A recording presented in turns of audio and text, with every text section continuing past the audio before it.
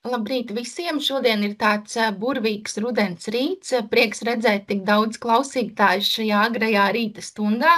Noteikti nav nekā labāka pie kafijas tases, kā pavadīt laiku kopā ar speciālisti, kas jums tiešām ļoti daudz interesantas informācijas un noderīgas informācijas pastāstīs saistībā ar to, kā strādāt ar bērniņiem, kam ir uzvedības traucējumi.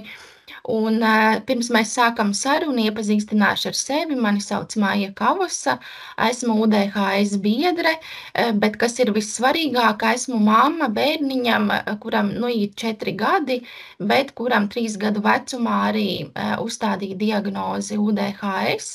Līdz ar to esmu izgājusi cauri visam tam lokam, kam iziet mammas no paša sākuma, gan cīnoties ar visām hiperaktivitātēm un dusmu lēkmēm un līdz sajūtai, kad neviena audzināšanas metode nestrādā, ir izlasītas visas grāmatas, līdz brīdim, kad jā, tev pārņem tāda bezspēcības sajūta un sajūta, ka tu esi viena ar šīm problēmām un ar to tev vienai ir jātiek galā. Tāpēc ļoti, ļoti liels mans atspaids bija Tatjana. Tas brīdis, kad es nonācu līdz aba terapijai, jo mums sabiedrībā tomēr aba terapija vairāk vai mazāk saistās ar bērniem, kam ir autiskā spektra traucējumi. Un tāds bija arī mans priekšstats, ka šī ir terapija, kas ir paredzēta un domāta tieši tādiem bērniņiem. Līdz ar to es to pat neizskatīju nu, kā tādu variantu, kur man būtu tā kā jāvēršās vai jāmeklē speciālists, jo tas nav saistībā ar mana bērna uzvedības traucējumiem. Un tad, kad mums speciālists, pie kura mēs vērsāmies un kas mums šo diagnozi uzstādīja, ieteica izmēģināt aba terapiju, tad ļoti liels bija mans pārsteigums, kāpēc šī terapija, ko šī terapija var sniegt manam bērnam, jo tā taču ir paredzēta bērniem ar autiskā spektra traucējumiem. Bet, nu, protams, es kā tāda apzinīga mamma devos pie aba speciālista, nu tad, lai pastāsta, kas tad tas ir un kā var manam bērniņam ar šo problēmu palīdzēt. Tā kā šodien esmu uzaicinājusi šajā brīnišķīgajā rītā Tatjanu Batovu, viņa ir aba speciāliste, certificēta speciāliste tieši uzvedības traucējumos. Pirmais speciālists, ar ko es satikos šajā jomā un par ko man ir ļoti, ļoti liels prieks. Tālāk varbūt arī mūsu sarunas gaitā es arī padalīšos ar savām pārdomām un rezultātu, ko es novēroju pie sava bērna, kad viņš man gāja šo terapiju soli pa solītim, bet tiešām ļoti, ļoti liels bija mans pārsteigums par šīs metodas rezultātiem, par to piemērotību šīs problemātiskās situācijas risināšanā, jo problēmas pat bija līdz tam, ka mēs pat nevarējām iemācīt higienas prasmes, respektīvi, es domāju, tie, kas mūs klausās, noteikti lielākā vai mazākā mērā ar to ir saskārušies. Tāpēc, Tatjana, liels paldies, ka piekritāt šim izaicinājumam, tik agrā rītā mums pievienoties šai sarunai. Es tā kā īsumā iezīmēju to problemātiku aktualitāti, bet tālāk tad es došu vārdu jums. Varbūt pastāstiet, kas ir šī aba terapija un kāda ir abas terapijas loma tieši attiecībā uz bērniņiem, kam ir lūk šāda veida uzvedības traucējumi, kas ir saistīti ar hiperaktivitāti, ar emocionalitāti, ar dusmu lēkmēm, kā jau es teicu, arī saistībā ar higienas ievērošanu. Tātad to pašu būtību šai metodei. Jā, liels paldies, ka es jau iepriekš teicu. Mūsu privāta saruna man ir liels gods runāt ar vecākiem, jo jūs esat vecāki varoni. Tieši es abrinoju jūsu darbu ikdienā. Tad mani sauc Tatjana Batova. Es esmu supervizors centrā Aba istabā. Tad galvenais aba jomā cilvēks. Un parasti es novādu visas konsultācijas un bieži vien pie mani nāk bērniņi ne tikai, kā jau Māja minēja, ar autiska spektra traucējumiem, bet arī ar UDHS traucējumiem. Un kas tas ir aba terapija, kādam nolūkam viņu pielieto un, teiksim, kā mēs varam palīdzēt jūsu bērniņiem attīstīties un kā mēs varam arī palīdzēt jums uztaisīt dzīves kvalitāte, teiksim tā, labāko uzlabot, paaugstināt dzīves kvalitāti. Jo tas ir ļoti svarīgi. Es uzskatu, ka priecīgi vecāki, tas ir apmierināti un priecīgi bērni. Tāpēc taupiet jūsu resursus. Un pirms es sākšu kaut ko stāstīt, es gribu jums pateikt, dargie, ka ne visu, ko es jums šodien stāstīšu, jūs uzreiz varēsiet pielietot pie sava bērna. Bet, ja vismaz viena lietiņa, ko es minēšu, būs jums derīga, tas būs man liels prieks. Tāpēc vēlreiz man ļoti liels prieks uzstāties jūsu smukā skaista auditorijā. Tātad, kas ir aba terapija un, teiksim tā, aba terapija jau tā mūsdienīgi nesauc, sauc vai no abām metodē, vai no vienkārši aba, jā, tas ir uzvedības analīze, kur faktiski katrs vārds ir svarīgs. Mēs tātad apskatām uzvedību. Tāpēc mēs varam strādāt gan ar bērniem ar visāda veida intelektuālam traucējumiem. Tas ir gan autiskā spektra bērni, ja viņam ir tie traucējumi, vai UDHS, vai visas citas diagnozes. Un mēs apskatām, teiksim tā, uzvedību. Un kas ir tā uzvedībā? Uzvedībā ir faktiski viss, ko mēs varam novērot, un ne tikai. Tad, kā es dzeru tēju, kā es tīru zobus, kā es taisu visu higienu savu, tā ir uzvedība. Kā es runāju, ja, ar jums, tā ir verbāla uzvedība. Tad faktiski aba terapija apskata ļoti tādu plašu uzvedības spektru. Par ko es domāju, ja, tā arī ir mana privāta uzvedība, un tā arī ir uzvedība. Piemēram, es domāju par brokastīm, nepaspēju pabrokastot, un man ir tāda doma, man vajag uztaisīt sev brokastis, un tā arī ir uzvedība. Principā ēšanas traucējumi speciālisti arī ar to strādā, tā kā ar domām, jā, ar to, jo tas, protams, mūsu domas ietekmē mūsu uzvedību. Tāpēc mēs strādājam ne tikai ar autiska spektra, pirmā mana tēze, bet mēs strādājam ar ļoti plaša spektra traucējumiem. Tas ir viens. Otrs, kas mums, uz ko mēs skatāmies, kad pie mums atved bērniņu? Mēs skatāmies uz bērna aktuālākajām prasmēm, ja? Mēs neskatāmies uz diagnozi. Piemēram, pie mani arī nāk bieži vien normotipiski bērni, pēdiņas saukšu normotipiski bērni, jo visi bērni ir dažādi, visi attīstās, teiksim, tā sava tempa, jā, bet tā pēdiņas, teikšu, tā normotipiski bērni, jā, un, piemēram, ar runas aizturi. Un tad es varu arī ar tiem strādāt. Man ir plašs spektrs izvērtēšanas, novērtēšanas instrumentus, un ja es redzu, ka bērns kaut kāda iemaņā atpaliek, tad, protams, es gribu to iemaņu viņu ielikt. Un pie mani ļoti bieži nāk vecāki ar tādu diagnozi kā UDHS, jo tieši šim bērniņam piemīt tāda, teiksim, tā problēma, ka nevēlama uzvedība. Ne tikai šim bērnam, bet ļoti bieži griežas tieši ar šo problēmu, ka bērns nav mierīgs, ka bērns nevar nosēdēt stundā, klases stundā, ka bērnam ļoti grūti iet bērnu dārzā. Un tā tālāk, ka bērns kož, kaujās, krīt gar zemi un dara visas tādas, teiksim, tā blēņas, visas tādas nepatikamas lietas, ko mēs, kā pieauguši cilvēki, kā mammas, kā skolotāji, gribam tā kā neredzēt mūsu bērna. Vai tieši pretēji, bērns neko nedara, bērns nedara, ja? Un bieži vien es dzirdu no vecākiem, ka bērns kaut kāds ir slinks, ka viņš negrib darīt.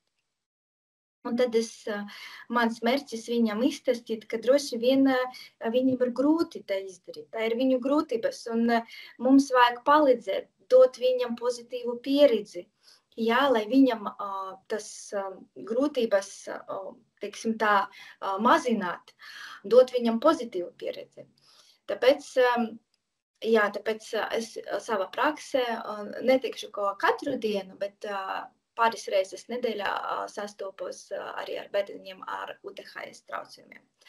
Tātad tā es tā ieskicēju, ar ko mēs strādājam un kāpēc tas ir arī svarīgi griezties pie uzvedības speciālistiem. Jā, paldies, Taķena. Vai ir kaut kāda vecuma ierobežojums, ar kāda vecuma bērniņiem šī metode strādā? Principa vecuma ierobežojuma nav. Vienīgais ir speciālista kompetences ierobežojums. Piemēram, es vairāk strādāju ar bērniem pirmsskolas vecumā, bet es zinu, ka ir speciālisti, kas tieši strādā ar tīņiem, ja, ar tādi vecāka grupa cilvēkiem. Tāpēc, principā, ierobežojumi nav, vajag meklēt speciālistu un prasīt, kāda jums ir kompetence, jo es zinu, ka tas ir plašs tāds spektrs, ja, un ar ko jūs tā kā visbiežāk un ikdienā sastopaties savā praksē. Jā, un sakiet, Taķena, kādas bērna prasmes mēs varam ar šo metodi attīstīt? Jā, kad mēs sastopamies ar nevēlamu uzvedību, ja, tad mēs arī domājam par to, ka bērnam droši vien trūkst tas prasmītes kaut kādas. Ja. Un principā mēs varam attīstīt gan kaut kādas skolas prasme, piemēram, mierīgi sēdēt pie galda, pildīt mājas darbus, pildīt kaut kādas darbības, kas saistās ar mūsu higienu, ar bērnu higienu, ja, es pateicos. Mācīt bērnu ēst ar karoti, mācīt bērnu klausīties, pildīt instrukcijas, kas ļoti ir svarīgi. Teiksim, tā ir ļoti svarīga prasme būt paklausīgām, sadarboties.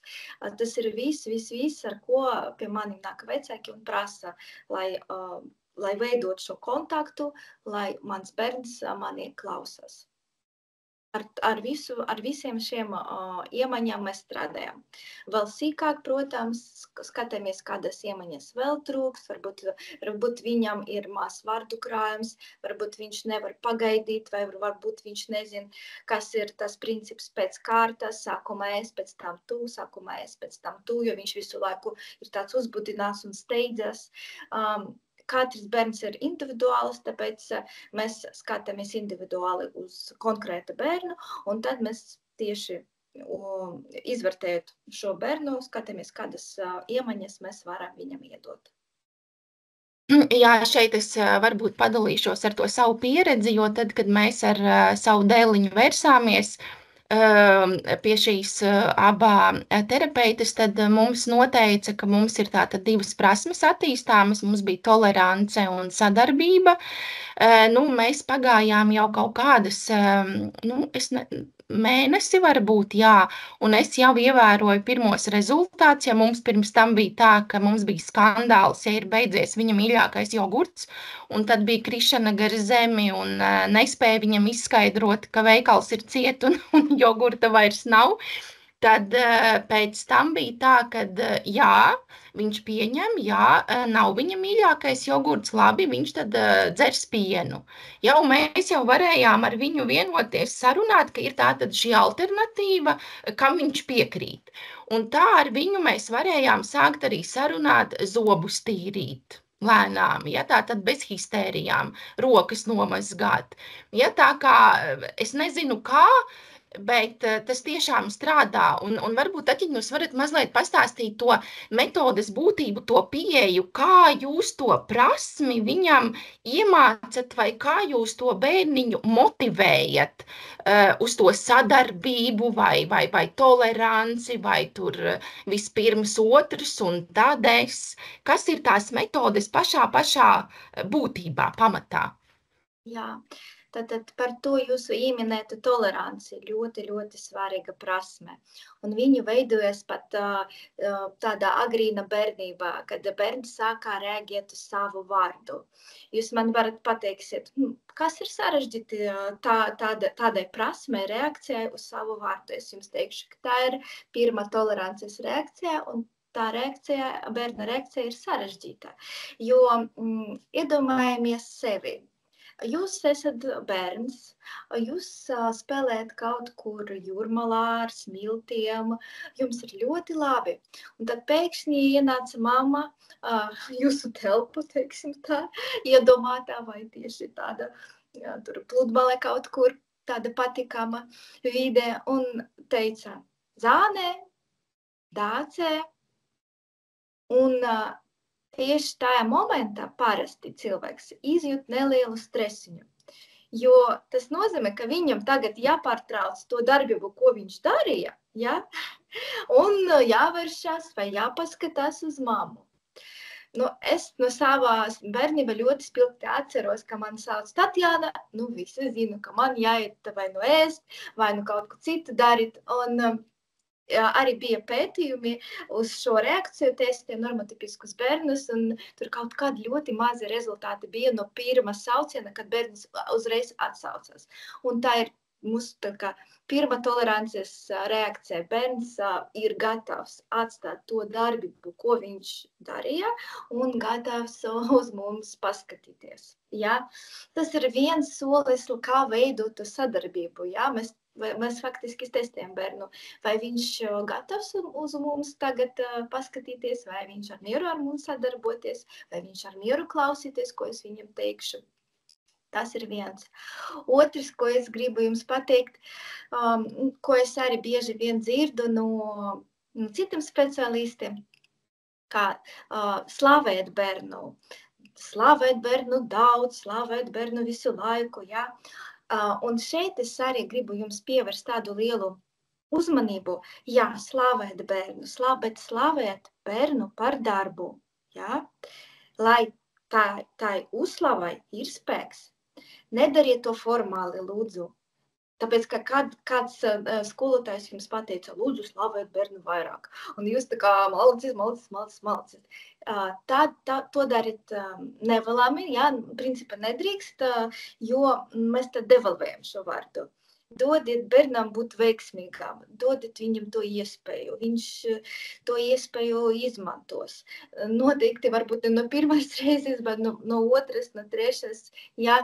Tāpēc ar uzslavu ļoti uzmanīgi slavējat daudz, bet slavēt to tiešām par lietu, ja?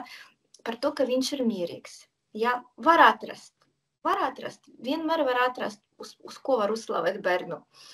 Ir arī tāds ļoti liels tāds klasisks piemērs no mūzikas, ka viena meitene sava skolotāja priekšā spēlēja ļoti šķībi. Viņa šķībi spēlēja violes, un to bija ļoti grūti klausīties. Un tātad skolotājs domāja, par ko man tagad uzslavēt šo bērnu. Un kad viņa pabeidza, viņš sāka, tu spēlēji, malaci, jā. Mēs vienmēr varam atrast, par ko uzslavēt, bet tikai neformāli. Tātad to es pateicu par nelielu ieskicēju par uzslavu, par toleranci, un tagad tāds liels akmens par sadarbību, ja? Kā mēs to sadarbību veidojam.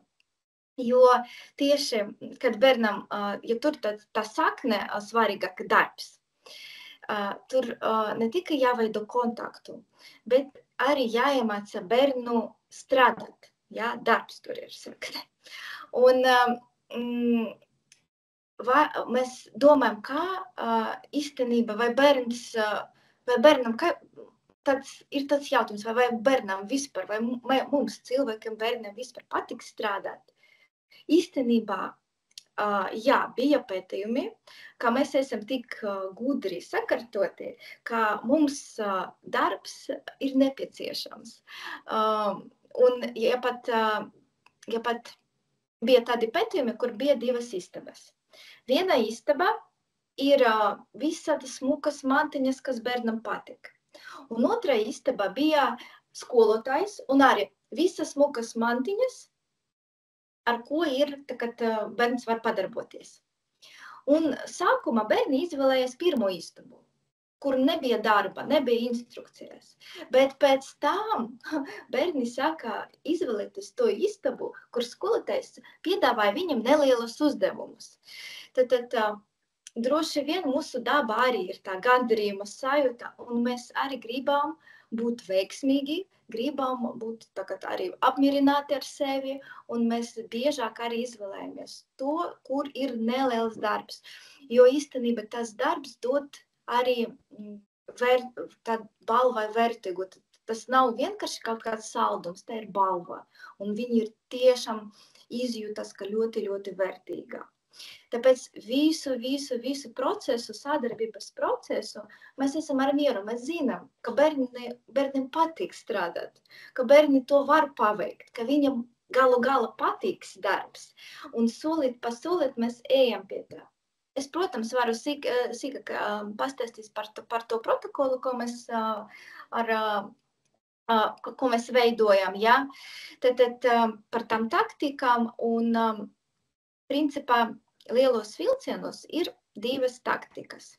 Ir, lai iemācīt bērnu sadarboties un izvairīties no nevēlamas uzvedības.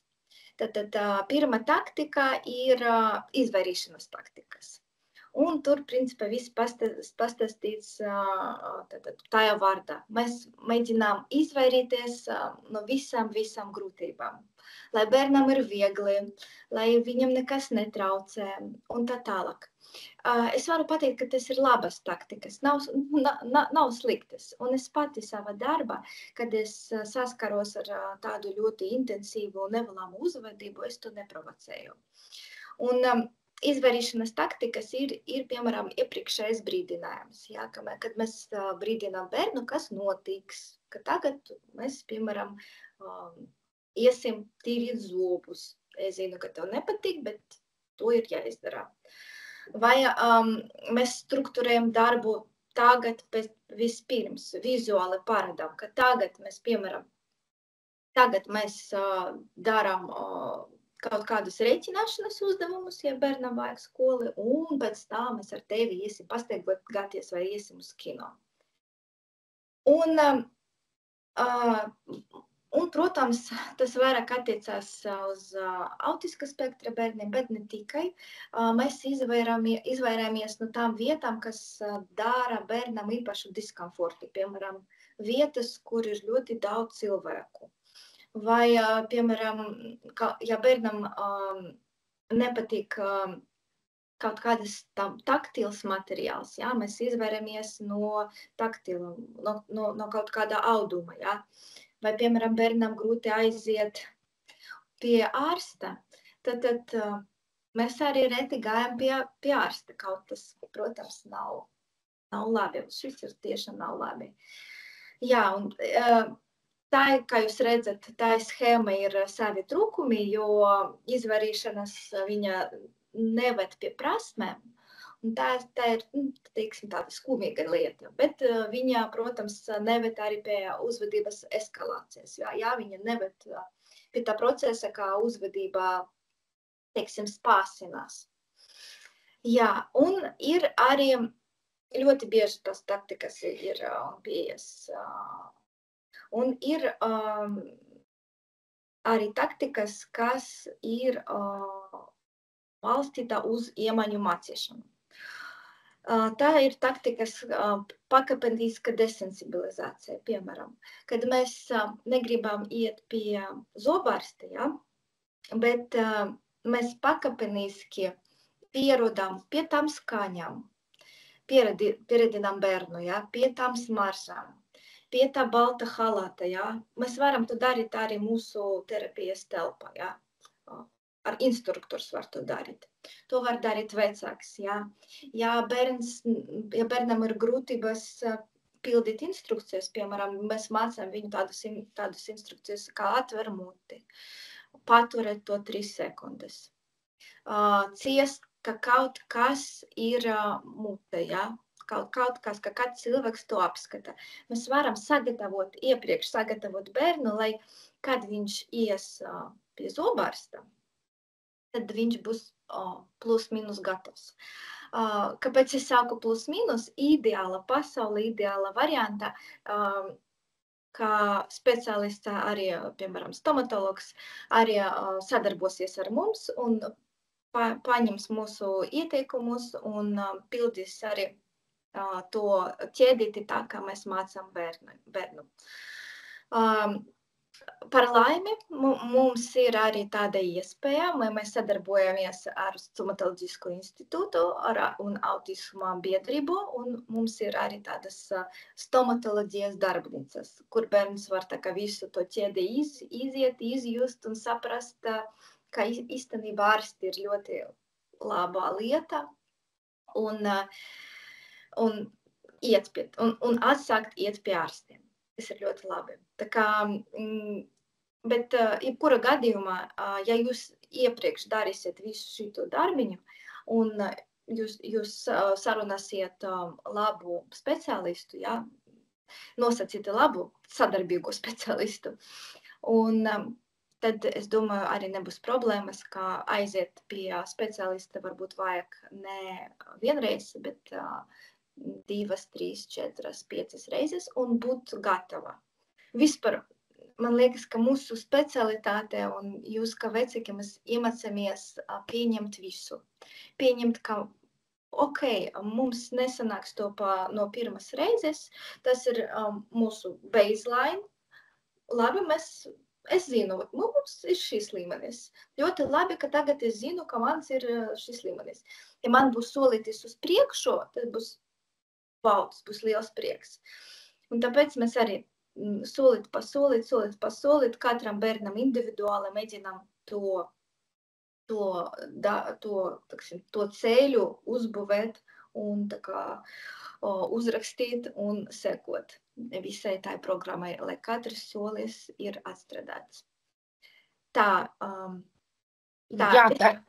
Jā, Tatjana, es varbūt tās tiem, kas varbūt vispār nav vēl ar to saskārušies, piemēram, es kā mamma tagad aizvedu pie jums bērniņu, es pasaku, tātad, ir tāda problēma, ja, līdzīgi kā man, tātad nevaram sadarboties, negribam ievērot higiēnu, krītam gar zemi, dusmu lēkmes.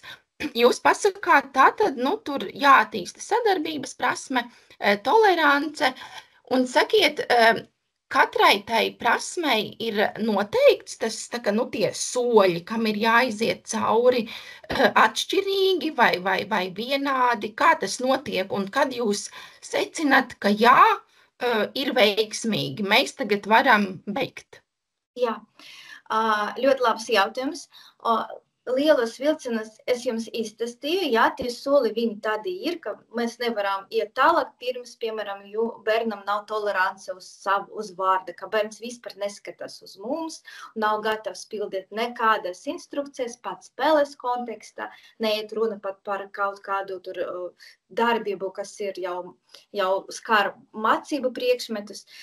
Ja, principā, bērns nav gatavs sadarboties spēlējoties, tad, nezinu, padot man mašīnu vai vēl kaut kas, tad tas ir pirmais zvaniņš, ka pirmais mums jāstrādā šajā solī. Un nekādā gadījumā mēs nevaram iet uz priekšu. Un, protams, mēs skatāmies uz bērnu individuāli. Ir tādi bērni, kuri iet ļoti ātri pa visiem šiem solīšiem. Ir bērni, kuri vajag ilgāku laiku, lai pabūtu šajā solītī ilgāk. Tāpēc mums ir programma, bet mēs pielāgojam individuāli katra bērna vajadzībām. Tā es atbildēšu. Jo katrs posms mēs bišķiņ pielāgosim. Piemēram, vienam bērnam ir tā tolerances reakcija, piemēram, uz vārdu, jā, ka viņš paskatās un saka, jā, māma, ko tu gribi? citam bērniem, kuram ir grūtības vai runāt prasmes nav pietiekoši, mēs vienkārši, lai viņš paskatās. Citam bērniem viņš nevar pat paskatīties uz mums, un mēs gaidām no viņa, piemēram, tur Valdi, lai viņš vienkārši apstēja sava darba, un viss tas būs tas pirmais solis, uz ko bērns var gatavs ar mums. Un tas ir ļoti individuāli. Un mēs vienmēr varam to solīti sadalīt var sīkāk, lai bērnam nav grūti. Vienmēr tik. Tas ir mūsu darbs. Iemaņu mēs sadalīsim, tā nosacīti. Un tad mēs iesim uz priekšu. Galvenais nav ātrums, galvenais ir virzība. Galvenais, lai mums iet uz priekšu. Un tad mums tie lieli mērķi arī notiek.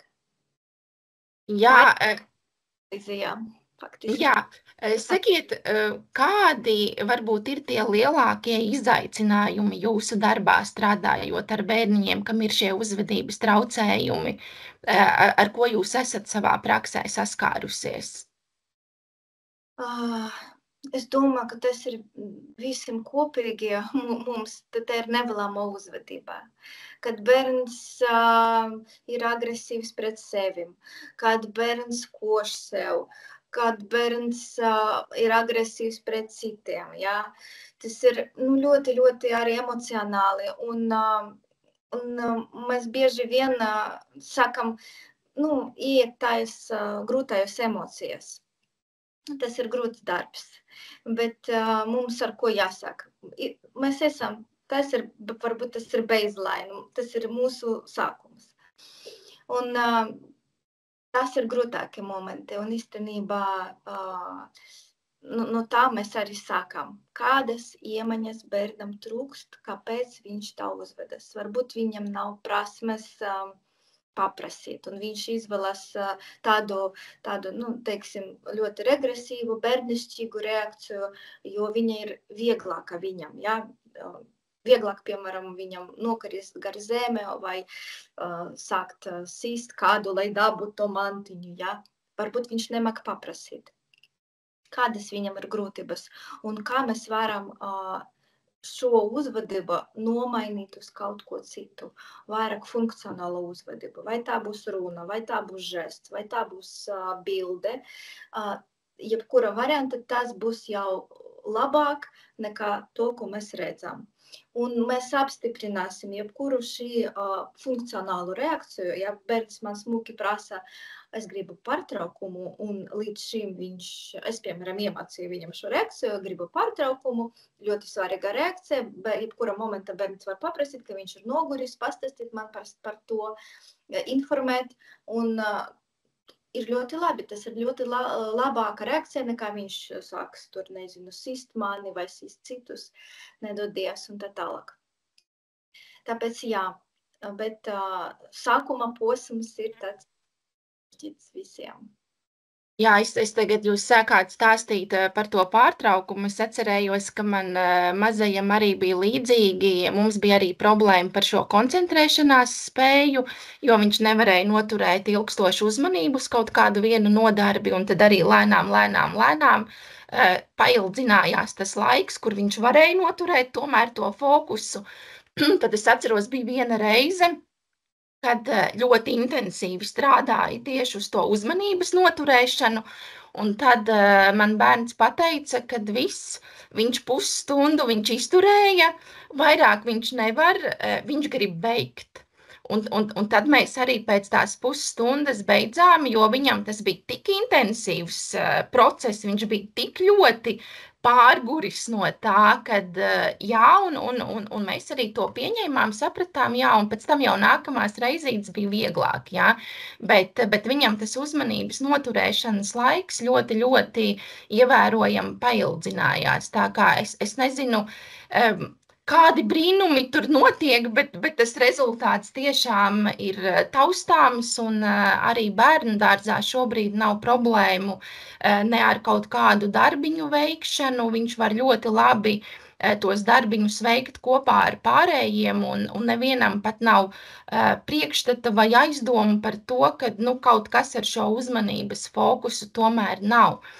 Jā, Tatjana, jūs minējāt arī par šo mācību procesu, ka jūs strādājat arī ar bērniņiem, kam ir problēmas tieši mācību procesā. Sakiet, vai te, nu, es saprotu, vecuma ierobežojuma nav. Noteikti pirmsskolas vecums ir tas visbiežākais, vai ne? Tā grupa, kas pie jums vēršas. Sakiet, no jūsu prakses, kas ir tie biežākie šķēršļi, kas šiem bērniņiem tā kā kavē to spēju apgūt šīs mācības, ieiet šajā mācību procesā, nu, no jūsu tādiem novērojumiem?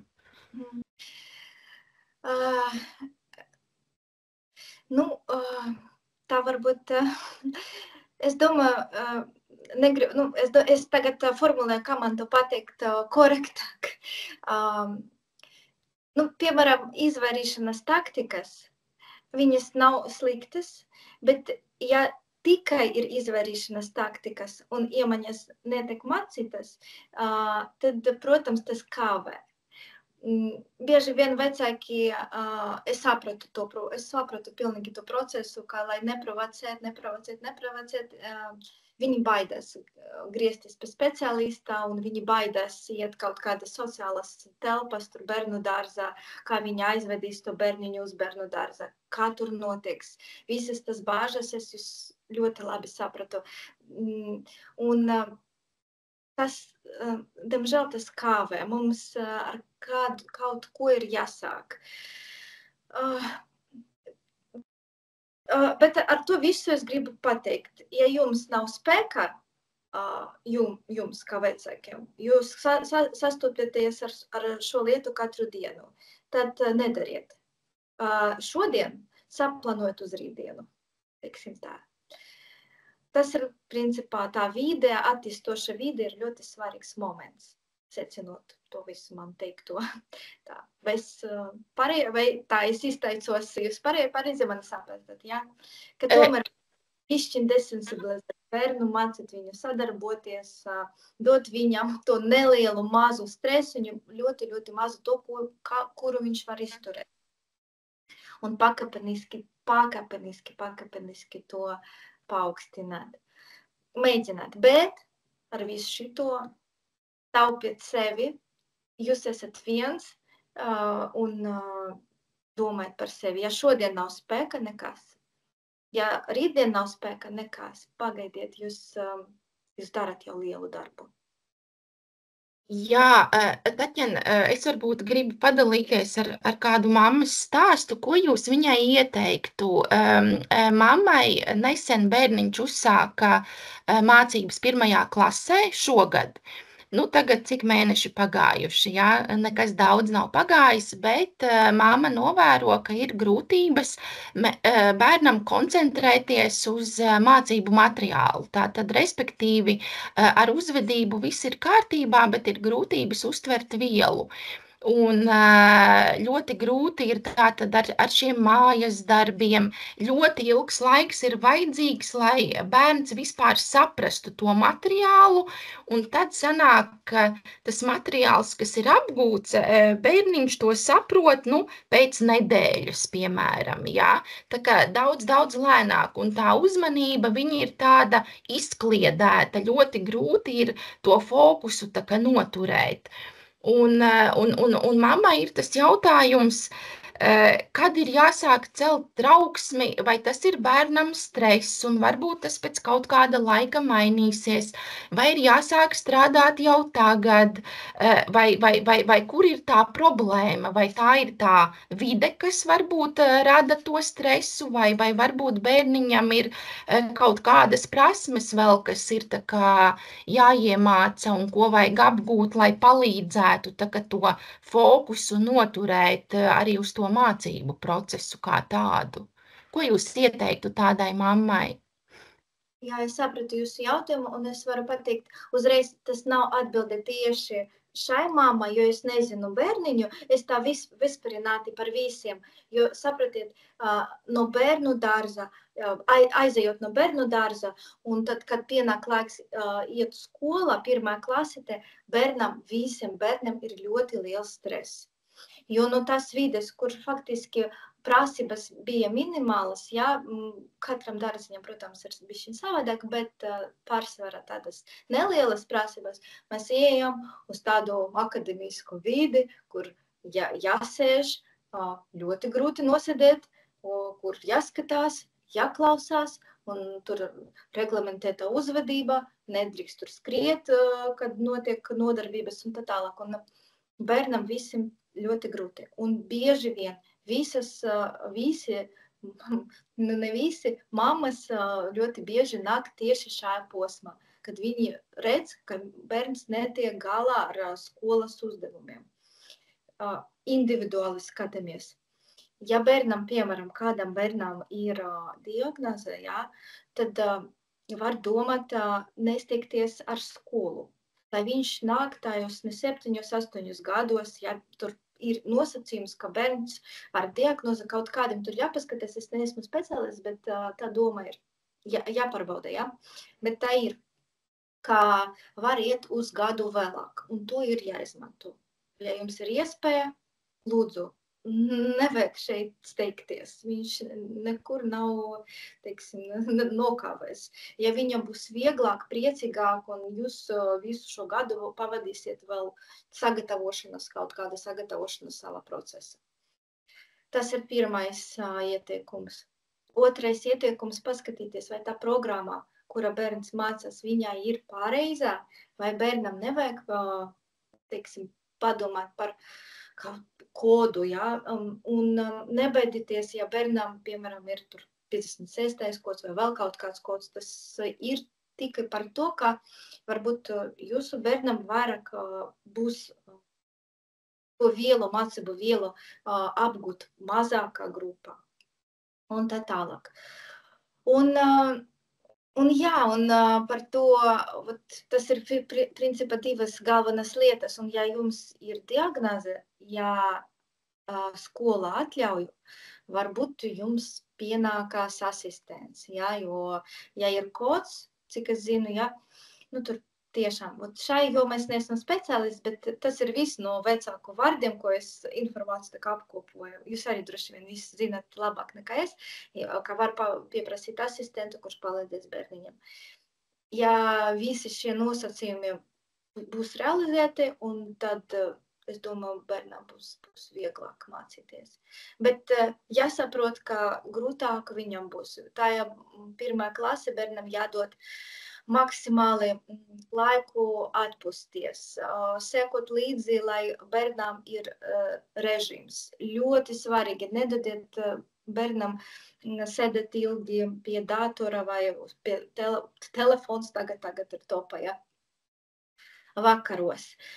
Saplānojat ļoti diezgan tādu stingru dienas režīmu. Principā visiem bērniem ar uzvedības traucējumiem es iesaku darīt to dienas grāmatu. Ja? Tāda veida, ka mums ir tāds kalendāriņš, kur katru dienu mums ir saplānots laiks, kā mēs atpūtamies. Un tas atpūtas laiks ir ļoti, ļoti svarīgs. To jāsaplāno līdzvērtīgi. Man patīk tas teiciens, ka nesaplānots darbs izdarīts nebūs. Tāpēc saplānojiet to grafiku, lai viņš nevajag arī pie ideāla varianta, lai visu darbi ir paveikti perfekti. Ja? Ne, bet bērns principā zina, viņš ir brīdināts, viņš zina, kad viņam jāiet gulēt, viņš zina, kad viņam jāiet pastaigāties ar vecākiem. Ja diena ir veiksmīga, apbalvojot viņu par to veiksmīgāko dienu, ja? Ievadiet žetonu apbalvošanas sistēmu, ja? Kad bērniņam par katru darbību, ko viņš paveic, tādu, teiksim, kur viņš pastrādāja, viņš dabūja kaut kādu nelielu uzlimīti vai magnetiņu uz leduskāpi. Lai sakrājot tas 10 uzlimes vai magnetiņus, pēc tam dienas beigas vai nedēļas beigas viņš dabūja kaut kādu balvu, lai viņam vēl ir interesantāk iet tajā skolu un apmeklēt to skolu. Visu šito mēs varam darīt, lai bišķiņi padarīt to posmu vieglāku, bet viņš ir grūts. Būs, nu tā, daudziem bērniem. Viņš ir grūts tas posms no bērnu dārza uz skolu. Un sakiet, vai šajā pārejas posmā aba metode arī varētu nākt kā tāds palīgs? Nu, piemēram, cik man zināms, šim konkrētajam bērniņam nav nekāds kods, bērniņš ir vesels arī ar uzvedību, nav bijušas tādas izteiktas problēmas, bet nu, šobrīd, ko mamma novēro, ir šī nespēja noturēt šo fokusu, ja tāds izklaidīgums, nu, un pēc tam, protams, lēnāk tā viela tiek apgūta. Vai šī metode varētu palīdzēt arī šajā pārejas posmā? Jā, var palīdzēt. Palīdzēs gan žetoni, teiksim, visas uzvedības tehnoloģijas, viņi var ļoti labi palīdzēt. Jo īstenībā, ja mēs iedziļināsimies tādā ABA būtībā, uzvedības tehnoloģijas ļoti plaši tiek arī izmantoti skolas vidē. Un ļoti ir universitātes, kuri izmanto tas uzvedības tehnoloģijas. Ir tāds, piemēram, kad tāda vairāk individuāla apmācība, ja? Ir vairāk, kad mēs mācāmies distanciāli, kad mums ir, piemēram, deadlines, līdz kuram datumam mēs varam to savu darbu veiksmīgi uztaisīt, paveikt. Un teiksim, mēs paši plānojam to laiku. Protams, mūsu izglītības sistēma nav tik bagātā, viņa ir diezgan klasiska, ja? Es vairāk šeit runāju par ārzemēm, kur tā izglītības sistēma ir tāda, nu, teiksim, tāda fleksibla, vairāk tāda maigāk, nu, ne maigāk, bet, nu, ir dažādība, teiksim tā, var izvēlēties. Mums tā nav. Var griezties pie uzvedības speciālistu, es arī zinu piemērus, kā mammai bija ļoti grūti pildīt mājas darbu ar bērnu, un viņa uzsauca arī uzvedības speciālistu. Nekas, uzvedības speciālists veidoja to sadarbību, bērns sāk darboties, viņš pierādā, un tad pēc tam viņš var arī pārnest to mājas. Patiesi to nedarīju, godīgi atzīšos, bet es redzu arī, ka ar tādām problēmām var meklēt palīdzību un var griezties. Jā, un varbūt tas, kas interesē ļoti daudzas mammas, un arī man tas bija tāds jautājums numur 1 pašai, cik ilgs laiks vidēji ir vajadzīgs, nu, protams, katram tas ir individuāli, bet lai es kā mamma sāktu redzēt tās pozitīvās izmaiņas savu bērnu uzvedībā, kad lūk šī prasme jau tā kā ir jau apgūta, kad es to jau tā kā varu novērot. Nu tā vidēji aptuveni, kā jūs praksē esat saskārusies ar to? Nu, es teikšu tādu nepopulāru lietu, bet es varu pateikt, viss ir atkarīgs no mūsu sagaidām, kā mēs vispār, ko mēs gaidām. Un pirma mazu solīti uz priekšu mēs varam redzēt jau pēc pirmās nodarbības. Un tā ir arī skaisti un fantastiski, kā tā, tik ātri. Bet tā arī ir. Ja zināt, kur skatīties, mēs varam ļoti daudz ko saskatīt. Un tāpēc tas darbs nes man, kā speciālistam, ļoti lielu gandarījumu. Jo es redzu, ka bērns izmainās pa stundu, ka viņš bija ļoti, ļoti tāds, teiksim, nesadarbīgs un tāds, un pēc 40 minūtēm viņš jau sāk griezties ar jautājumiem, un mēs jau sākam kaut kur viņu komunicēt un tā. Un tā pozitīva pieredze viņa dod. Ļoti svarīga ir pirma pozitīva pieredze. Tāpēc varbūt jūs kā mammas to neredzat, bet jūs varat būt mierīgi, jau izmaiņas būs. Un mēs esam tādas būtnes, ka mēs nevaram stāvēt uz vietas. Mēs izmainamies visu laiku.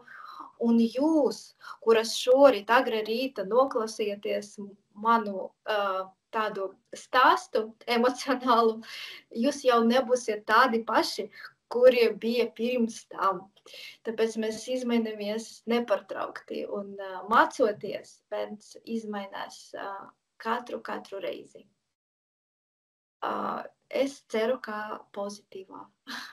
Jā, to es varu apliecināt, jā, arī vērojot savu bērniņu, jo tiešām tās izmaiņas bija ļoti ātri, pārsteidzoši ātri. Es pat negaidīju, ka tie rezultāti man būs jau pirmā mēneša laikā, nu tā taustāmi, jo tā dzīve mums tiešām ar ikdienas visām šīm lietām ļoti, ļoti atvieglojās. Un vēl pēdējais, Tatjana, runājot par aba metodi, tiek minēta arī tā saucamā alternatīvā komunikācijas sistēma bērniņiem ar uzvedības traucējumiem. Varbūt pastāstiet, kas ir šī alternatīvā komunikācijas sistēma? Jā, labprāt. Jo, teiksim, mēs ļoti bieži sastopāmies ar bērnam, kuram ir runas traucējumi. Un, teiksim, tā ir ļoti liela problēma, jo bērns nevar pastāstīt par savām vēlmēm, nevar pastāstīt par pārtraukumu un visam pārējām lietām, par ko mēs stāstām. Bet, un tajā vietā tukša nebūs, tāda silta vietiņa tukša nebūs, iet nevēlamā uzvedībā. Un, ja bērnam tiešām ir runas grūtības, jā, tad mēs varam dot viņam alternatīvu. Tas ir alternatīva komunikācija. Ko mēs mācām centrā? Tas ir PECS tehnoloģija, tas ir PECS kartiņas. Tad kartiņas, ar kurām bērns var principā komunicēt tikpat labi, kā ar vārdiem. Viņš var paprasīt pārtraukumu, viņš var paprasīt visu, ko viņš grib, viņš var paprasīt telefonu, viņš var paprasīt aiziet uz kino un tā tālāk. Un, ja bērnam dot iespēju, paust savu iniciatīvu, ja, tas ir ļoti, ļoti atvieglo principā vecāku rutīnu, jo bērnam tagad ir instruments, viņš var neizmantot to nevēlamo uzvedību.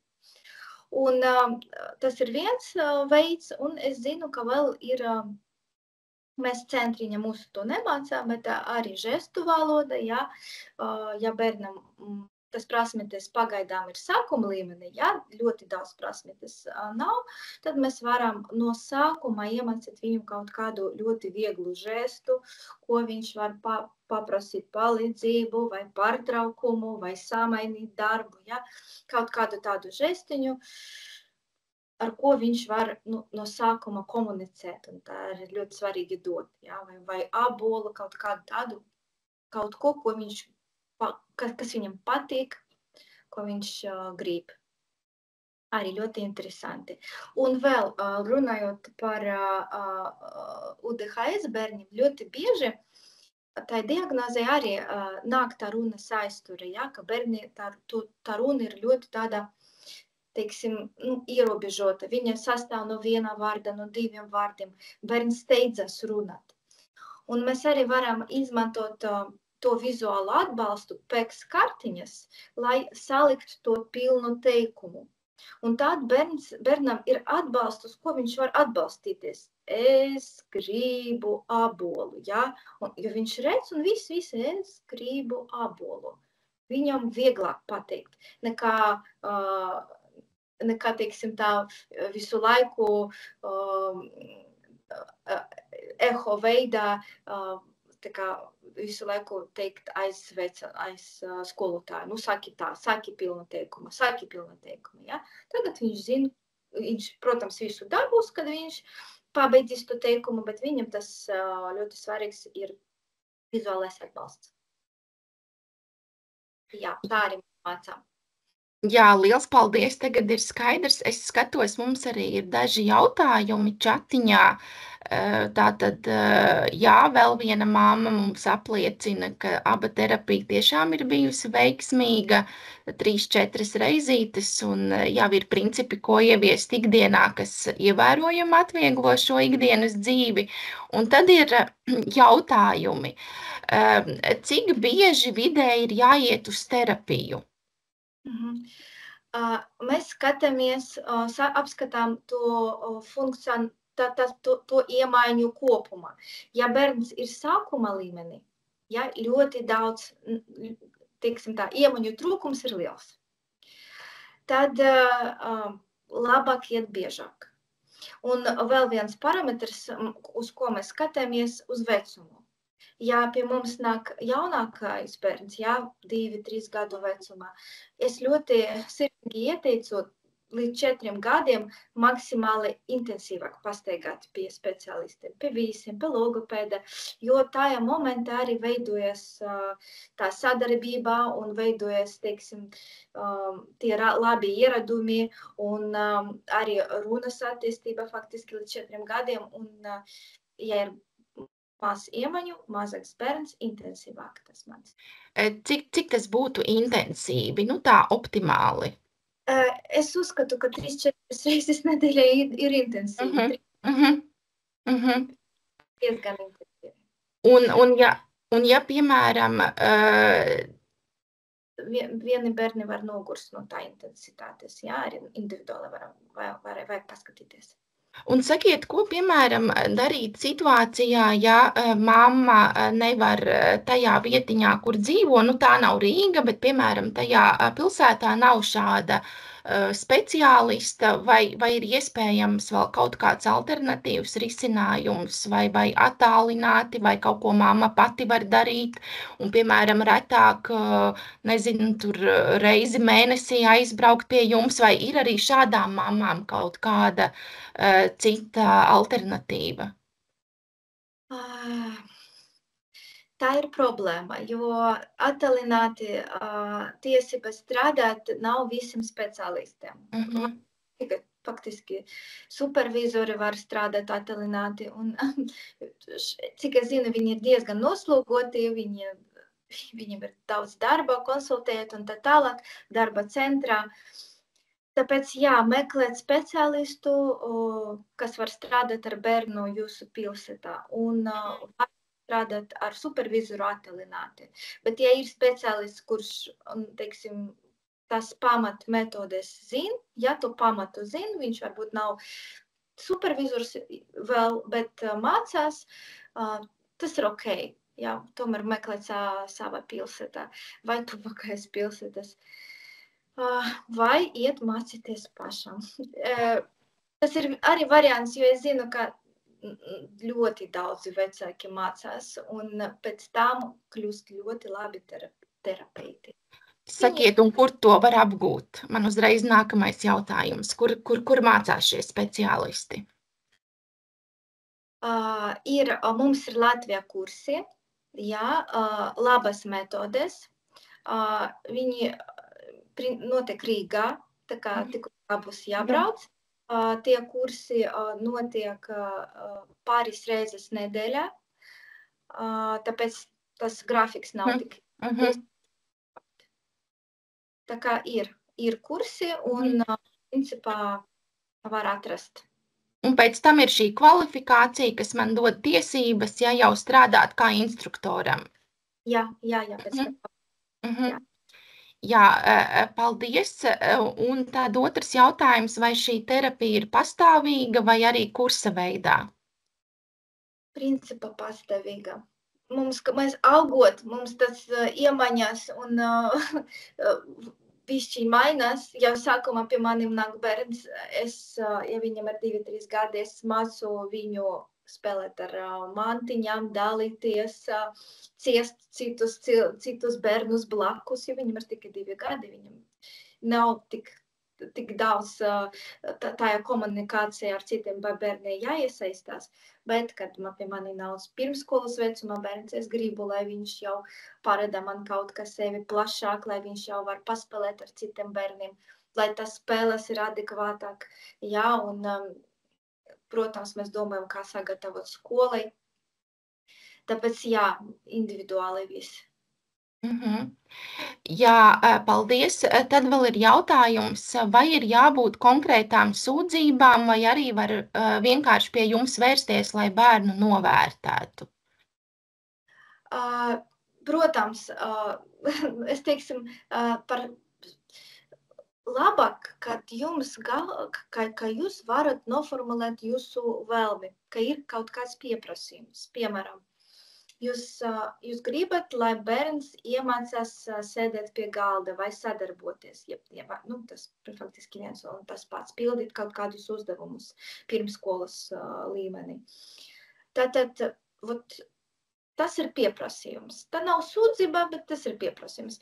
Acīm redzot, bērnam ir grūti, un tas noformulēt to pieprasījumu. Un tad jūs varat vai nu zvanīt, un tad runājot ar speciālistu, telefoniski jau saprast, vai jums šis centrs der, attiecīgi vecuma posma bērniem un tā tālāk. Un aiziet uz konsultāciju, tad jau konkrētāk parunāt. Bet pieprasījums, ja būs noformulēts, tas būs ļoti labi. Jā, tad mums tikko vēl viens jautājums no mammas. Kā rīkoties, ja rezultātu nav, apmeklējot ABA terapiju 7 mēnešus? Jāskatās programmu un jārunā ar supervizoru. Varbūt tieši tā pieprasījumā ir kaut kāds, ka jūs nesarunājat to lietu, kā terapeits strādā uz vienu, un jūs sagaidāt citu. Un tā ļoti bieži notiek, ka mēs, piemēram, mācām bērna imitāciju, un bērns grib, lai bērns sāk runāt. Un tas vecāki sagaida, un tā kā nesagaida pagaidām. Jā, un aprunāt to ar speciālistu ļoti svarīgi. Tikties un aprunāt, kāpēc jūsu gaidas, jūsu vēlmes tomēr neiet uz priekšu. Un kurā no etapa jūs šobrīd esat? Un no manis vēl tāds jautājums tagad klausoties visu šo mūsu sarunu. Sakiet, vai ir kaut kādi uzvedības traucējumi, kas varbūt paliek tā kā ārpus ABA metodes, vai tas der pilnīgi visiem uzvedības traucējumiem, vai tomēr ir kaut kādi ierobežojumi, kur jūs pasakāt, ka nē, tomēr šeit ir tā robeža, kur mēs tālāk nevaram? Es atsaku vecākiem, ja tas nav manas kompetences. Es visus bērnus. Ja piemēram, uzvedība notiek tur kaut kāda specifiska vide, un tikai tur, un vecāki grib, lai es pastrādāju ar to uzvedību specifiska vide, un es sapratu, ka es, diemžēl, fiziski nevaru tur būt un palīdzēt bērniņam, un īsti nezinu, kas tur notiek, tad es arī atsaku vecākiem. Vai, piemēram, ja es sapratu, ka tas ārpus manas kompetences. Tas arī, ja es, piemēram, nestrādāju ar pieaugušiem, diemžēl, tas ārpus manas kompetences, tāpēc, jā, tas ir tā kā speciālista kompetences robežas. Bet ABA metodei kā tādai nekāda tāda rāmja attiecībā uz uzvedības traucējumiem nav, cik es saprotu. Jā, jāatrast speciālisti. Tas ir tikai atkarīgs no speciālista kompetences. Jā, vajag meklēt savu speciālistu. Jā. Ļoti labs jautājums, īstenībā, viņš ir ļoti dziļš. Kur ir mūsu kompetences robežas? Tiešām, piemēram, es zinu savas kompetences robežas. Es kā speciālists zinu, bet par profesiju es nevaru runāt. Par visu profesiju viņi ir ļoti plaši. Un sakiet, un ABA speciālisti, viņi ir praktiski visās Latvijas pilsētās? Nē. Tā ir arī viena problēma. Speciālistu nav daudz. Tagad mācās, bet katru gadu popularitāte un arī apmācības ziņā speciālisti pieaug. Un tagad es sāku redzēt arī kaut kādus arī kursos, un es zinu, ka mūsu Latvijas speciālisti piedalās arī starptautiskas konferences, kas ļoti, ļoti priecē. Tāpēc interese pieaug un arī apmācības līmenis pieaug. Jā, skatos, mums vēl būs kāds jautājums.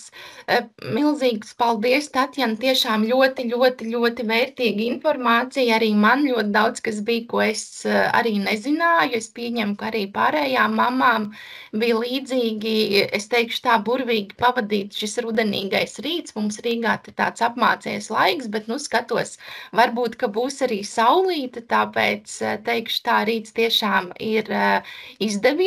Un jautājums, kas mums tagad tapa, sakiet lūdzu, kā tikt pie Tatjanas? Tatjana, kā pie jums tikt? Jūs varat tikt uz konsultāciju, es strādāju centrā Aba istaba, Cesu iela, tā kā jūs varat pazvanīt un visu kontaktu jūs droši varat publiski publikot. Aba istaba centrs. Jā, jo Tatjanas kontakti ir pieejami arī abi istabas mājaslapā, tā kā tur noteikti jūs varēsiet sameklēt, tur ir ļoti skaista arī Tatjanas fotografija, tā kā nenokļūdīsieties, izvēloties speciālisti, ja pat būsiet aizmirsuši vārdu uzvārdu, tad pēc bildes noteikti Tatjanu atpazīsiet. Jo tas pirmais, kas notiek šajā centriņā, un tas ir pie jebkura speciālista aizejot, vispirms ir šis novērtējums. Tātad speciālists ar bērnu paspēlējas kopā, uzklausa vecāku, izrunā, kas ir tās problēmas, kas ir tas pieprasījums, paralēli vērojot arī bērnu šajā procesā. Un tad pēc tam gala rezultātā tad tiek nodefinēts, kuras tad būtu tās kompetences, kas tam bērniņam tā kā būtu papildus jāapgūst vai kādas prasmes jāiemāca. Un tad pēc tam attiecīgi jau tiek piemeklēts instruktors un tie soļi, kas tad būtu jāīsteno, un arī tas biežums, cik bieži tad būtu ieteicams nedēļā apmeklēt šo terapiju. Jā. Tā kā milzīgs paldies, Tatjana. Varbūt kādam, kas klausās, varbūt kādam vēl ir kāds jautājums. Var arī uzdot droši tiešsaistē. Ja jautājumu vairs nav, tad es teikšu ļoti lielu paldies visiem, Tatjanai, visiem, kas mūs šorīt tik agrā rītā klausījās pie kafijas tases, bet tomēr mēs šo rītu pavadījām, es teikšu tā, ļoti produktīvi, ļoti radoši, un es domāju noteikti, kā Tatjana jau minēja, esam attīstījuši kādu savu kompetenci jau nedaudz vairāk. Tā kā liels paldies jums un ceru uz kādu tikšanos nākotnē kādā no mūsu nākamajām sarunām. Paldies jums liels!